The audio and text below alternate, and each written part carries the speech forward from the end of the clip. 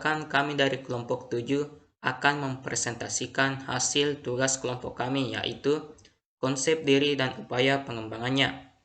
Sebelum memasuki pembahasan, saya akan memperkenalkan kelompok kami terlebih dahulu.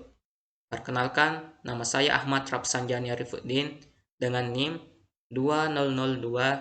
200209552007. Adapun teman saya yaitu Perkenalkan, nama saya Agustina, NIM 200209552021. Baiklah, langsung saja kita memasuki pembahasan. Yang pertama, A. Pengertian konsep diri. Konsep diri atau self-concept adalah cara pandang dan sikap seseorang terhadap diri sendiri. Konsep diri merupakan inti dari kepribadian seseorang dan sangat berperan dalam menentukan dan mengarahkan perkembangan kepribadian serta perilaku seseorang di dalam lingkungannya.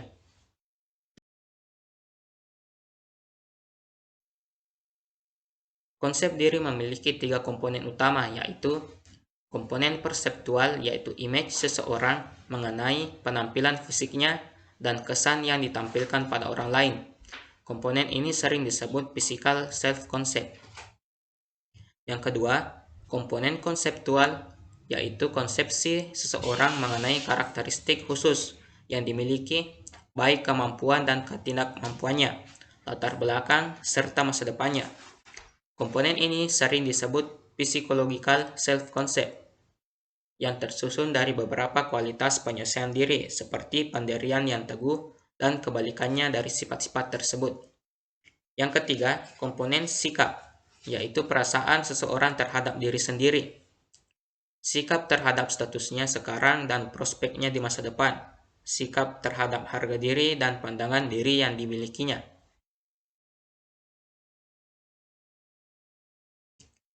B. Aspek-aspek konsep diri. Adapun aspek-aspek konsep diri menurut para ahli, yang pertama, menurut Calhoun dan Akosella dalam Vita Sandi dan Sulkaida 2010, terdapat 3 aspek, yaitu pertama, pengetahuan tentang diri sendiri, yang kedua, harapan terhadap diri sendiri, dan yang ketiga, penilaian terhadap diri sendiri. Yang kedua, menurut Harlock, konsep diri mencakup aspek-aspek sebagai berikut. Pertama, citra fisik. Yang kedua, citra psikologis. Diri sendiri didasarkan atas pikiran, perasaan, dan emosi. C. Faktor-faktor yang memengaruhi konsep diri. Menurut Rahmat, faktor-faktor dari konsep diri adalah sebagai berikut. Pertama, orang lain. Misalnya, seseorang mengenal dirinya dengan mengenal orang lain terlebih dahulu. Yang kedua, kelompok rujukan atau reference group. Pengarahan perilaku seseorang dan penyelesaian dirinya dengan ciri-ciri kelompoknya. Yang kedua, menurut Ritandayono dan Retna Ningsi, ada beberapa faktor yang memengaruhi konsep diri. Yang pertama yaitu peran orang tua dalam mengenai pola asuh.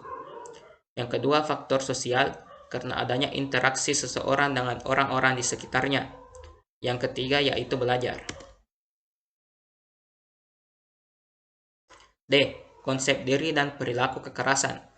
Konsep diri adalah semua ide, pikiran, perasaan, kepercayaan, dan pendirian yang diketahui individu dalam berhubungan dengan orang lain. Konsep ini berkembang secara bertahap, dimulai dari bayi, dapat mengenali dan membedakan orang lain. Proses yang berkesinambungan dari perkembangan konsep diri dipengaruhi oleh pengalaman interpersonal dan kultural yang memberikan perasaan positif, memahami kompetensi pada area yang bernilai bagi individu, dan dipelajari melalui akumulasi konterapi, aktivitas kelompok konterapi, aktivitas kelompok sosial, dan pengalaman dengan orang lain. Mungkin sekian dari saya. Saya persilahkan teman saya untuk membacakan konsep perilaku kekerasan.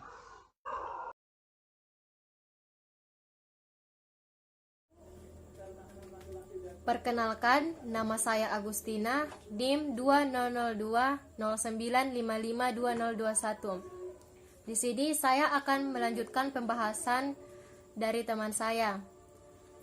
Perilaku kekerasan. Perilaku kekerasan adalah suatu keadaan di mana seseorang melakukan tindakan yang dapat membahayakan secara fisik, baik pada diri sendiri maupun orang lain. Dapat disertai dengan amuk dan gaduh, gelisah yang tak terkontrol, menurut Kusumawati 2010. Perilaku kekerasan adalah suatu bentuk perilaku yang bertujuan untuk melukai seseorang, baik secara fisik maupun psikologis. Perilaku kekerasan dapat dilakukan secara verbal, diarahkan pada diri sendiri, orang lain, dan lingkungan, menurut Dr. Budi Anna Keliat 2012.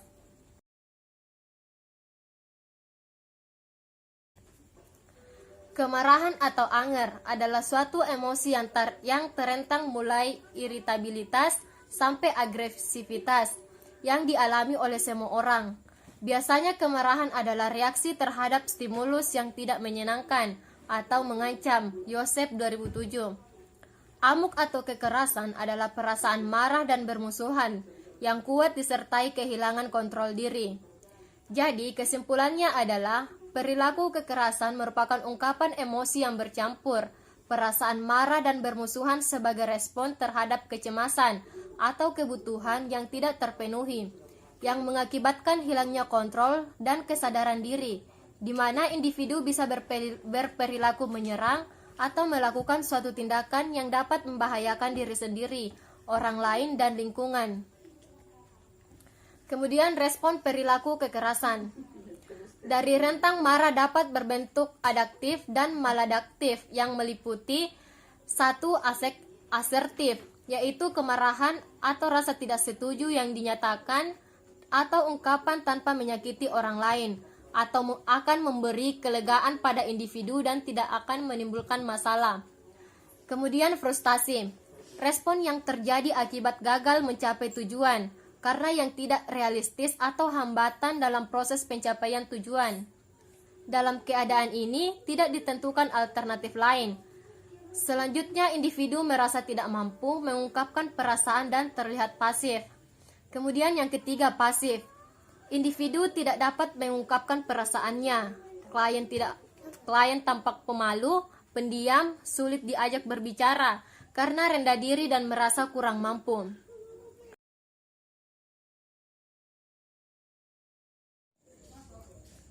Sekian dari presentasi yang saya sampaikan. Selanjutnya saya serahkan ke moderator. Terima kasih. Baiklah, saya akan lanjutkan. Faktor-faktor perilaku kekerasan. Pertama, faktor psikologis. Teori agresi dan frustasi. Frustration aggression theory. Contohnya yaitu kehilangan pekerjaan. Lalu teori perilaku, behavioral theory. Contohnya perasaan jengkel, perasaan tidak senang. Yang kedua, faktor sosial budaya. Teori lingkungan sosial, social environment theory. Lalu teori belajar sosial atau social learning theory. Yang ketiga, faktor biologis.